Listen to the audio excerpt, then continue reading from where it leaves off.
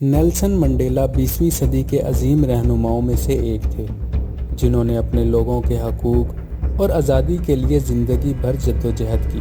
وہ جنوبی افریقہ کے پہلے سیاہ فام صدر تھے اور ایک ایسے ملک کو نسلی تعصب سے آزاد کروانے میں کامیاب ہوئے جہاں گوروں اور سیاہ فاموں کے درمیان تفریق اپنے عروج پر تھی۔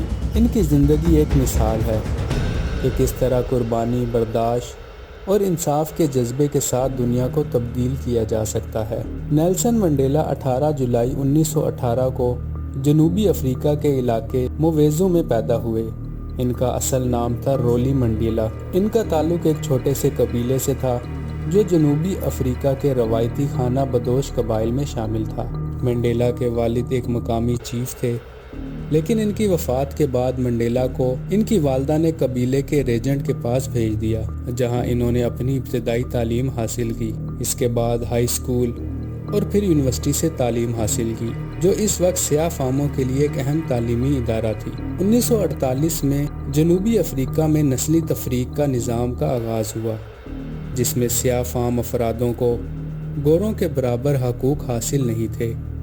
سیاہ فام افراد کو نہ صرف بنیادی انسانی حقوق سے محروم رکھا گیا، بلکہ انہوں نے گوروں کے ساتھ کسی بھی قسم کی برابری کی اجازت نہیں دی۔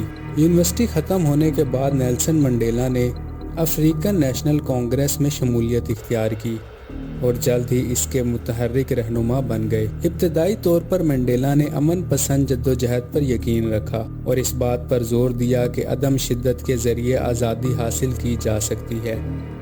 انہوں نے مظاہروں، جلسوں اور عوامی تحریکوں کے ذریعے حکومت کے خلاف احتجاج کیا۔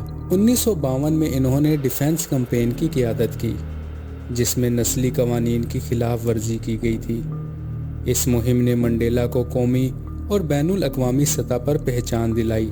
1960 میں شارپ ویل قتل عام کے بعد جنوبی افریقی حکومت نے افریقن نیشنل کانگریس پر پابندی لگا دی۔ اس کے بعد 1962 میں منڈیلا کو گرفتار کر لیا گیا اور 1964 میں مقدمے کے دور میں انہیں عمر قید کی سزا دی گئی۔ عدالت میں اپنا تاریخی بیان انہوں نے ریکارڈ کرایا: میں نے اپنی زندگی سیاہ فام اور گورے دونوں کے لیے جمہوریت اور آزادی کی مثالی مقصد کے لیے وقف کی ہے۔ یہ وہ مقصد ہے جس کے لیے میں جینا چاہتا ہوں اور اگر ضرورت ہو تو مرنے کے لیے بھی تیار ہوں۔ منڈیلا نے اپنی زندگی کے 27 قیمتی سال جیل میں گزارے، جن میں زیادہ تر وقت وہ روبن آئی لینڈ میں قید رہے۔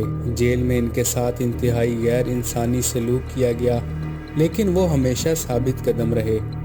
جیل کے دوران انہوں نے مطالعہ اور خود سازی کا سلسلہ جاری رکھا اور دوسرے قیدیوں کو حوصلہ دیا۔ ان کے لیے قید صرف ایک جسمانی قید تھی، لیکن ان کی روح اور آزادی کی خواہش ناقابل تسخیر تھی۔ 1980 کی دہائی میں نیلسن منڈیلا کی رہائی کے لیے عالمی تحریک زور پکڑنے لگی۔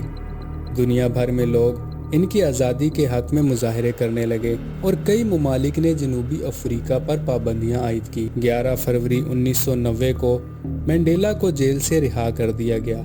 رہائی کے بعد انہوں نے اپنی زندگی کے سب سے بڑے مقصد پر کام جاری رکھا، یعنی جنوبی افریقہ کو نسلی تعصب کے نظام سے آزاد کرانا۔ 1994 میں جنوبی افریقہ میں پہلی بار جمہوری انتخابات ہوئے، جن میں سیاہ فام افراد کو ووٹ ڈالنے کا حق دیا گیا۔ نیلسن منڈیلا افریقہ کے پہلے سیاہ فام صدر منتخب ہوئے۔ ان کی حکومت نے نسلی تعصب کے خاتمے، سماجی نظام اور قومی مفاہمت کے لیے اقدامات کیے۔ انہوں نے اپنے مخالفین کے خلاف انتقامی کارروائی کی بجائے انہیں معاف کرنے اور قوم کو ایک کرنے پر زور دیا۔ نیلسن منڈیلا کی شخصیت قربانی، صبر اور انسانیت کا ایک جیتا جاگتا مظہر تھی۔ وہ طاقت کے باوجود عاجزی کو ترجیح دیتے تھے۔ ان کا فلسفہ عدم انتقام، محبت اور امن پر مبنی تھا، جس نے نہ صرف جنوبی افریقہ بلکہ دنیا میں لاکھوں لوگوں کو متاثر کیا۔ دوستو، نیلسن منڈیلا کو ان کی خدمات کے اعتراف میں دنیا بھر سے بے شمار اعزازات ملے۔ 1993 میں انہیں نوبل امن انعام دیا گیا۔ انہوں نے اپنی زندگی کے آخری سالوں میں انسانی حقوق، ایڈز کے خلاف مہم اور غربت کے خاتمے کے لیے کام کیا۔ نیلسن منڈیلا 5 دسمبر 2013 کو 95 سال کی عمر میں انتقال کر گئے۔ ان کی وفات کے بعد دنیا بھر میں سوگ منایا گیا اور انہیں ایک ایسے رہنما کے طور پر یاد کیا گیا جس نے اپنے اصولوں کے لیے اپنی زندگی کی قربانی دی۔ دوستو، نیلسن منڈیلا کی زندگی ایک مشعل راہ ہے جو یہ سکھاتی ہے کہ ظلم کے خلاف کھڑا ہونا ہر انسان کی ذمہ داری ہے۔ ان کی جدوجہد نے نہ صرف جنوبی افریقہ کو آزادی دلائی بلکہ دنیا کو یہ سبق دیا کہ معافی اور محبت کے ذریعے سب سے بڑے مسائل کو بھی حل کیا جا سکتا ہے۔ منڈیلا کا نام ہمیشہ ان لوگوں کے دلوں میں زندہ رہے گا جو انصاف، آزادی اور انسانی وقار پر یقین رکھتے ہیں۔